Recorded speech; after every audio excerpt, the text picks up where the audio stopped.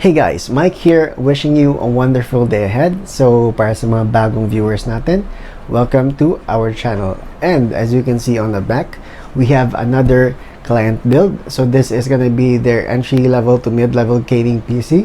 Or in short, they are gonna be mostly using this PC for gaming. So yung price range naman ito is around 55,000 pesos. So right now, what we're gonna be doing is we are gonna be checking out the parts that we are going to be using for this build. This is not a review, take note. Where I'm just going to show you the parts and let's move into the build itself. So without further ado, mag-assemble na tayo.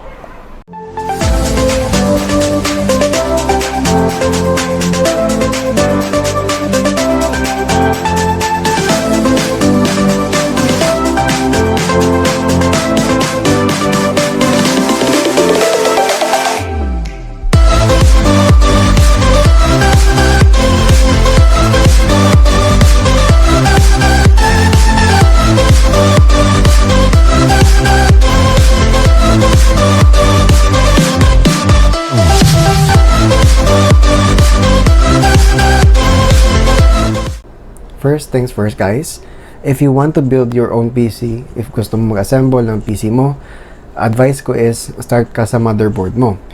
There are other or multiple components that you are gonna be installing there. Like for example, your processor, yung CPU cooler mo, yung mga RAM mo. So those are gonna be installed sa motherboard mo. Yung motherboard that we are gonna be using guys is the B450 Aorus Pro Wifi. So this is actually Aorus Pro motherboard that comes with a feature that pwede ka na mag Wi-Fi. But still, I advise guys na you should always use your LAN cable. Because, syempre, di tayo makakaasa sa Wi-Fi. Kasi Wi-Fi becomes weaker when malayo siya from the source. So let's open this up. So you have here on the side your processor. So eto siya. Yan. So it comes with a small sticker here. So let's set that aside. And also the inclusions of the box is it comes with its own CPU cooler. Yan. So, open natin to. And the best thing about this is it comes with pre-applied thermal paste. Yan. So, ibang tao sabi nila pangit to. Pero so far, in my other builds, wala man akong problema nakita dito when it comes to thermals.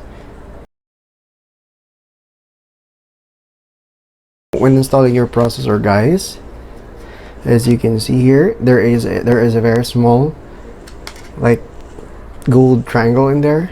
Let's see if we can zoom in on that. Yan. So meron kang makikitang parang triangle. Ito siya. So maliit siya. So yan yung indicator on how you install your processor. On the motherboard side, all we have to do guys is to find that very small triangle. So as you can see here, meron siyang a very small triangle dito.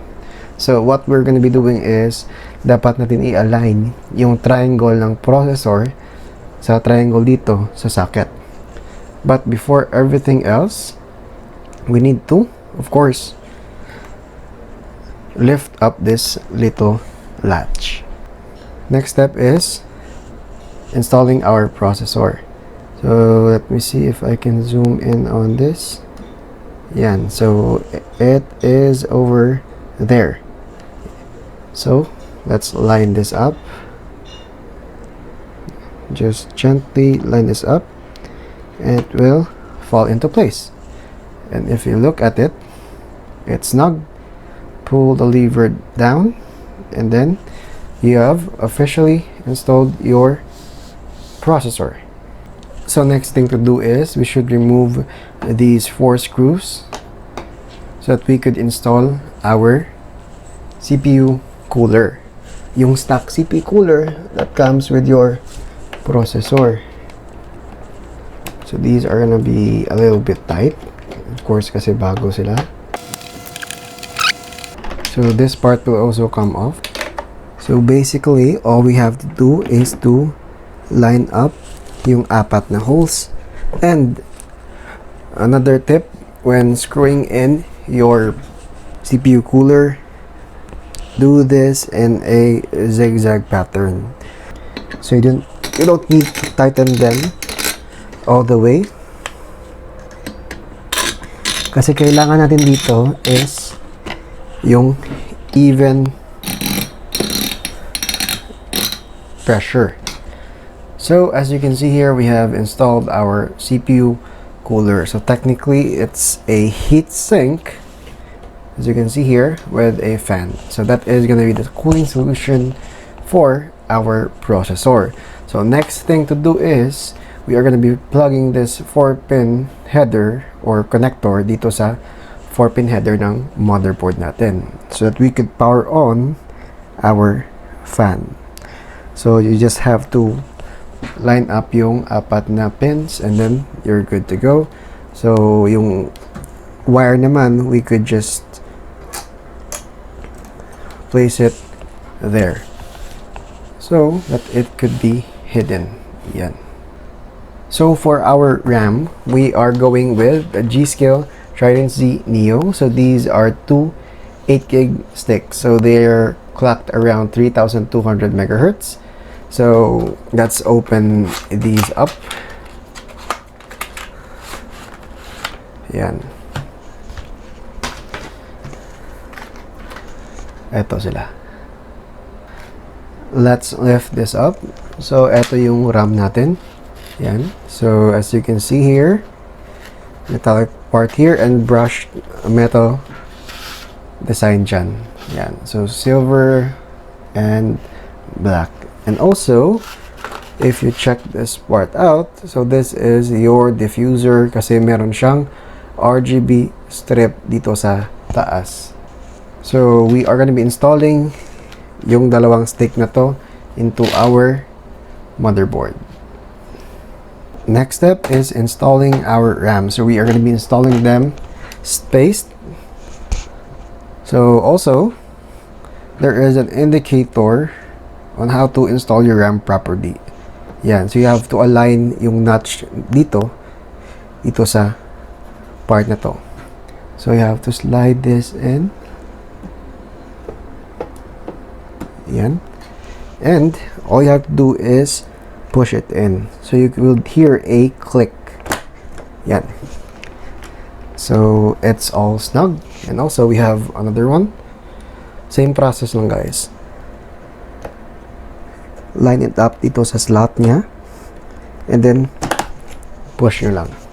So once you hear that click, that means they have been installed properly. So we have already installed our processor, our CPU fan cooler, and our two RAM sticks. Next part is we are going to be installing our motherboard into our case.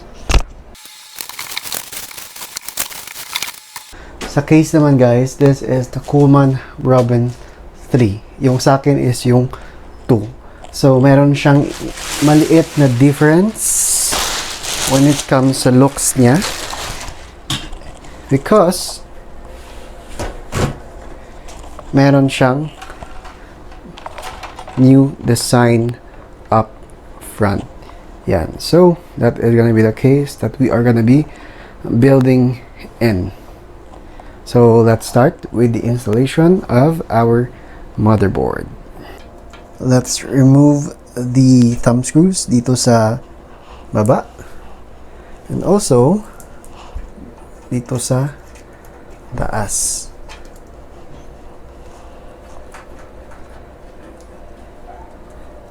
Yan.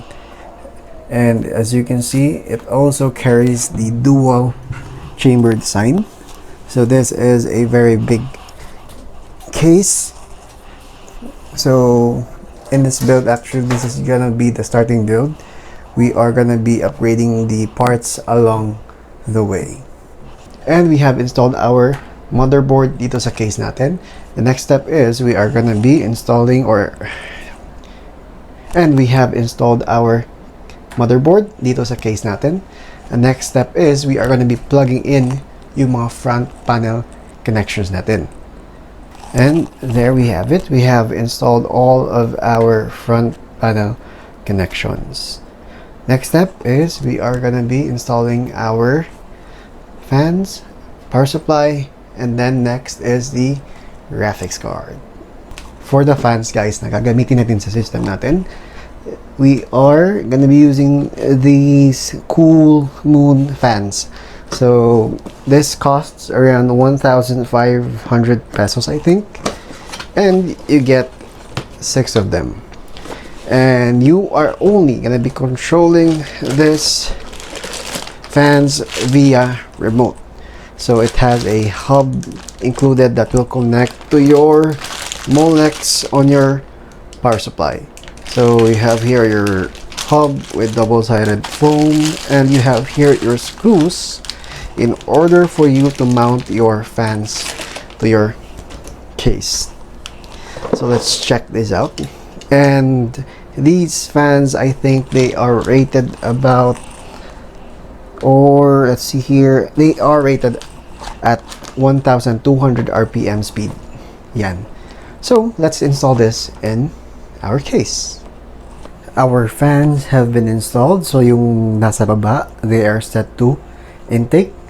Tsaka yung mga side fans, they are set to exhaust. So the next step is we are going to be installing our power supply.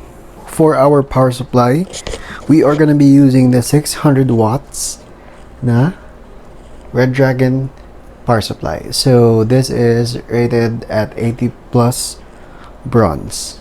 Yan. And also, we are going to be mounting our power supply with these 4 screws provided. So there are 4 mounting points sa likod ng power supply natin. So let's install this. Before we install our power supply, we just need to decide where to put or to stick our fan hub. So I'm actually thinking about putting it right here. There we have it, guys. We have installed our fan hub. So let's install naman yung power supply natin. Installing your power supply is kind of tricky. So you just have to go in at an angle, and there you have it. So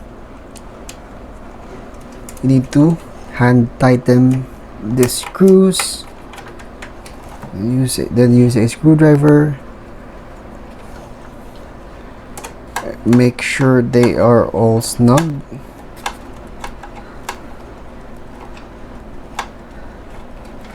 and there you have it. So next step is we are gonna be hooking up all these wires, and also we are gonna be installing our SSD. And also, as you can see here, we have already installed our hard drive. So power supply is installed and everything is routed accordingly kung saan sila dapat pupunta. We have plugged in our RGB hub and fan hub. The LED strip up front is also plugged in, our SSD, our hard drive, and also with the connection to the motherboard. And all we have to do right now is go to the front side of the case, install our vertical bracket and our graphics card, and let's see if this thing powers on. Nandito tayo sa front view ng case natin. So first, let's plug in our power for our processor. So let's check kung ano yung orientation nito. So this is gonna be the case. So let's plug this in. So later we are gonna be cable managing everything. Yan. So let's make sure this is tight. Yep. So if you hear that click, That means it's already secure. Next is we are going to be plugging in our 24-pin cable. So it goes right here. So let's line up the holes and let's just push it in. Sometimes it's kind of hard. Let's see if it's... Yep, it's in there. So our 24-pin is done. So next step, let's install our vertical bracket. But first, let us remove these expansion slots. So next thing is we are going to be installing these. So this is the Phanteks vertical GPU bracket.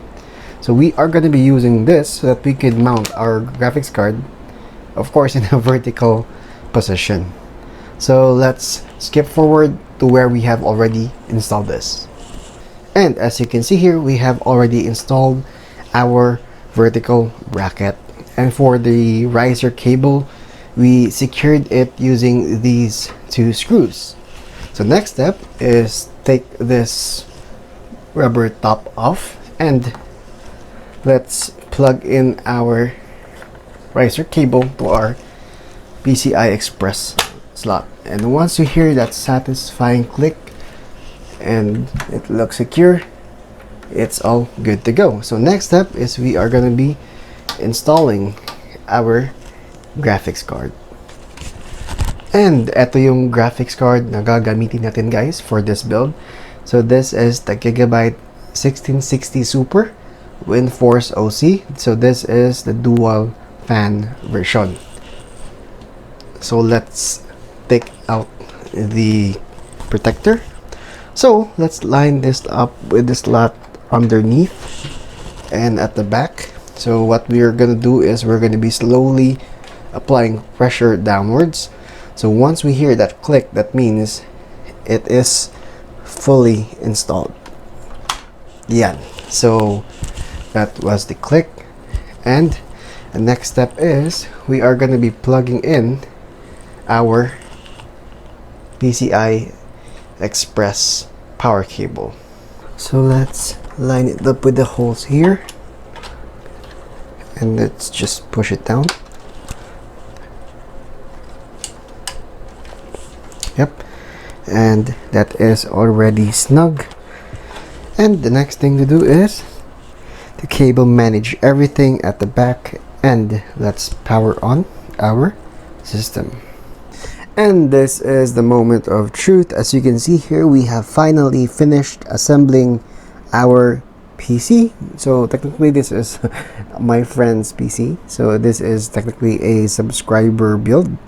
Everything is plugged in, even the power cable sa wall socket natin. So next step is let's turn this on. First is you turn on yung power supply. The next step is let's see if this thing boots. So yan. As you can see there, all the fans are spinning. There is power naman sa graphics card. Even the CPU fan works. The RGB on the RAM, on the motherboard works. For our fans, sabi ko earlier that we are going to be using this remote for the color of our fans. Let's see if this works. Yep. So yeah, everything works. So next step, guys, is we are gonna be installing the Windows, drivers, and everything will be good to go. So guys, if you like this video, you could always leave a like and a sub. Each sub is gonna be a very big help in the growth of our channel. And also, if you have any other questions, just leave them sa comment section down below. Yan. So Mike here, thank you so much for watching and peace out.